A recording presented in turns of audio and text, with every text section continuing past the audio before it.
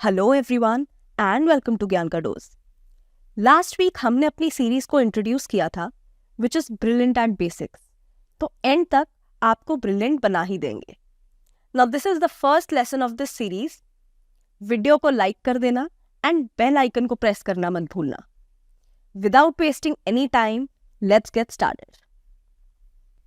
तो सबसे पहले तो मैं आपको बता दूं कि स्क्रीनर पे जो ब्रीफ में आपको डेटा दिया जाता है उसको यूज नहीं करेंगे। हम एनुअल रिपोर्ट से फाइनेंशियल स्टेटमेंट्स को एनालाइज करेंगे। एनालिसिस करने से पहले हमें डेटा को नॉर्मलाइज करना होगा। डेटा को नॉर्मलाइज करना यानी फाइनेंशियल स्टेटमेंट में कुछ चेंजेस करना। मेनली दो तरह के चेंजेस करेंगे। The first one is remove one offs. One offs का मतलब है ऐसे इवेंट्स जो हर साल नहीं होते लेकिन एक बार भी हुआ तो कंपनी के फाइनेंशियल्स पे असर पड़ता है। जैसे कंपनी के प्लांट में आग लगना। ऐसा हर साल नहीं होगा बट कुछ दिन ऑपरेशंस भी बंद रहेंगे एंड कंपनी को इस इवेंट की वजह से नुकसान भी होगा। तो ऐसे इवेंट्स जो हर साल नहीं होंगे लेकिन उनका कंपनी के फाइनेंशियल्स पर अच्छा या बुरा असर पड़े, उनको हम रिमूव कर देंगे। इसके और भी एग्जाम्पल्स हैं। एक तो यही हो गया आग लगना। दूसरा हो सकता है कि कोई सब्सिडरी कंपनी सेल कर दी तो उसकी वजह से जो कुछ प्रॉफिट या लॉस हुआ वो भी एक इवेंट है। ये भी हर साल नहीं होगा। तो इन वन ऑफ्स को हमें रिमूव करना है, चाहे प्रॉफिट हो या loss. This is the first step. अभी मैं कॉन्सेप्ट एक्सप्लेन कर रही हूं। हम आगे एग्जाम्पल्स के साथ जब प्रैक्टिस करेंगे तो ये कॉन्सेप्ट यूज होगा। Next one is remove discontinued activities. Company का वो बिजनेस जो कि रोक दिया गया है या सेल कर दिया गया है यानी डिसकंटिन्यू हो गया है, उसे भी रिमूव करना है। एग्जाम्पल के लिए मान लेते हैं एक कंपनी है जिसके दो बिजनेस थे। एक बिजनेस है क्लोथिंग का और दूसरा बिजनेस है एक्सेसरीज का, जैसे purse, wallets, belts etcetera. Company ने डिसाइड किया कि एक्सेसरीज का बिजनेस अच्छा नहीं चल रहा है तो इसको बंद कर देते हैं। तो अब तक की फाइनेंशियल स्टेटमेंट्स में आपको दोनों डिविजन्स के नंबर्स दिखेंगे, लेकिन क्योंकि फ्यूचर में सिर्फ क्लोथिंग के बिजनेस से रेवेन्यू आएगा, इसलिए हमें एक्सेसरीज यानी डिसकंटिन्यूड बिजनेस का डेटा जैसे रेवेन्यू, एक्सपेंसेस, प्रॉफिट्स सब कुछ रिमूव करना है। तो ये दो स्टेप्स थे जिससे हमने डेटा को नॉर्मलाइज किया। पहले वन ऑफ्स रिमूव कर दिए एंड देन डिसकंटिन्यूड बिजनेस है तो उसे भी रिमूव कर दिया। फ्यूचर की प्रोजेक्शंस करने के लिए पुराने डिसकंटिन्यूड बिजनेस के फाइनेंशियल्स देखने का कोई फायदा नहीं है, इसलिए हमने डिसकंटिन्यूड बिजनेस को भी रिमूव कर दिया। Next concept is standalone versus consolidated financial statements. पहले तो मैं दिखा देती हूं कि ये दोनों ही फाइनेंशियल स्टेटमेंट्स देखनी कहां से है। कंपनी की एनुअल रिपोर्ट आपको बीएससी की वेबसाइट, कंपनी की वेबसाइट एंड स्क्रीनर पे भी मिल जाती है एंड फाइनेंशियल स्टेटमेंट्स आपको एनुअल रिपोर्ट में ही मिलेंगी। तो मैंने स्क्रीनर ओपन कर लिया है। सबसे नीचे स्क्रॉल करेंगे डॉक्यूमेंट सेक्शन में।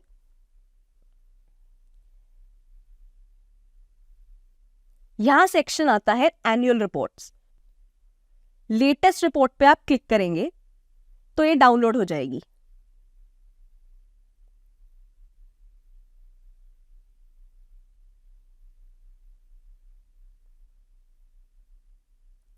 थोड़ा सा स्क्रॉल करके हमें जाना है कंटेंट्स के पेज पे। ना कंटेंट्स में हमें दिख रहा है फाइनेंशियल स्टेटमेंट्स, जिसमें दोनों ही फाइनेंशियल स्टेटमेंट्स लिखी हैं, consolidated also and stand alone also. इन दोनों में डिफरेंस क्या होता है? जिस कंपनी की सब्सिडरीज हो वो दोनों फाइनेंशियल स्टेटमेंट शो करती है, stand alone and consolidated. And जिस कंपनी की कोई भी सब्सिडरी नहीं है वो एक ही शो करती है। जैसे रिलायंस इंडस्ट्रीज, तो रिलायंस इंडस्ट्रीज पेरेंट कंपनी है, उसकी सब्सिडरी कंपनी है जियो।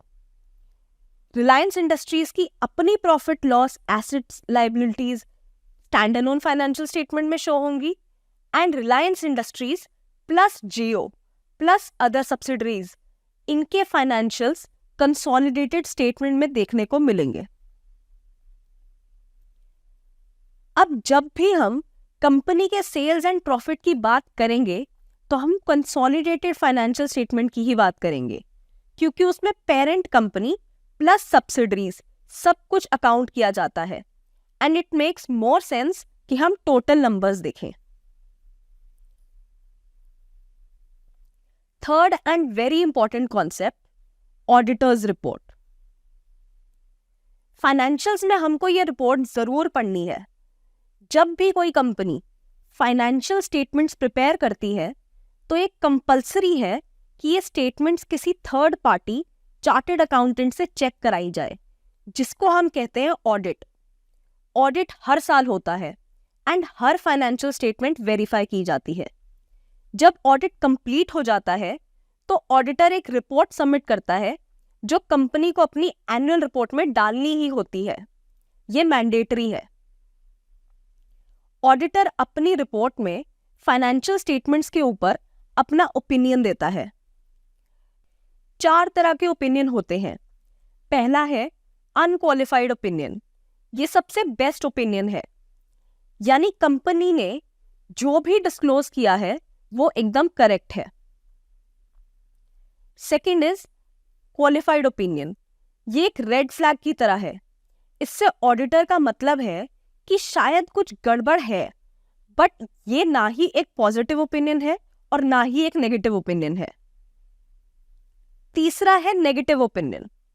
As the name suggest, clearly auditor कहना चाहता है कि फाइनेंशियल स्टेटमेंट्स में क्लैरिटी नहीं है और जो भी नंबर्स प्रेजेंट किए गए हैं उससे ऑडिटर्स कन्विंस्ड नहीं है। Last one is no opinion.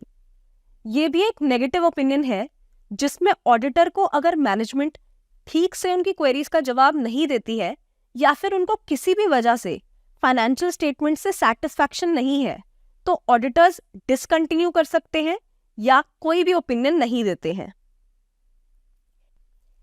इसको समराइज करें तो आपको चेक करना है कि ऑडिटर ने क्या ओपिनियन दिया है। सबसे बेस्ट ओपिनियन है अनक्वालिफाइड ओपिनियन, और कोई भी दूसरा ओपिनियन अगर है तो उसका मतलब है कि गड़बड़ है। तो क्लियर वर्ड्स में आपको उन कंपनीज को आगे पढ़ने की जरूरत ही नहीं है जिनके ऑडिट में कोई भी और ओपिनियन हो।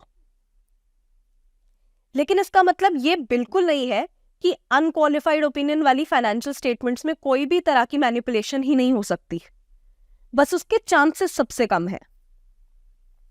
एग्जाम्पल के लिए एक वेल नोन कंपनी में ले लेती हूं, L&T। इसकी एनुअल रिपोर्ट मैंने ऑलरेडी ओपन की हुई है। कंटेंट्स पर जाएंगे,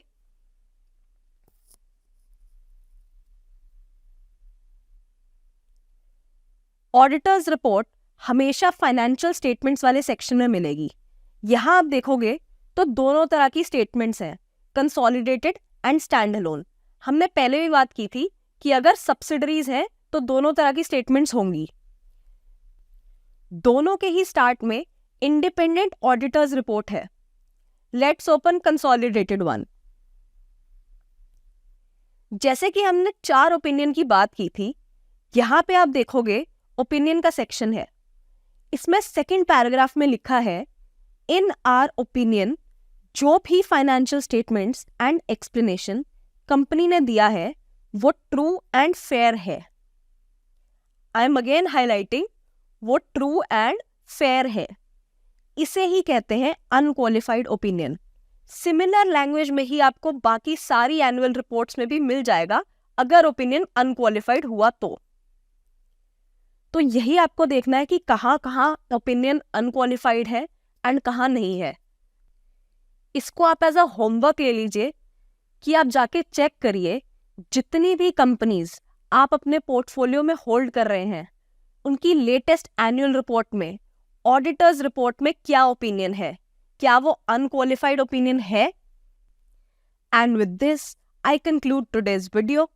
नोट्स रेगुलरली बनाते रहना. मिलते हैं अगले वीडियो में. और अगर आपको वीडियो पसंद आया तो इसको ज़्यादा से ज़्यादा शेयर करना. Thank you and bye bye.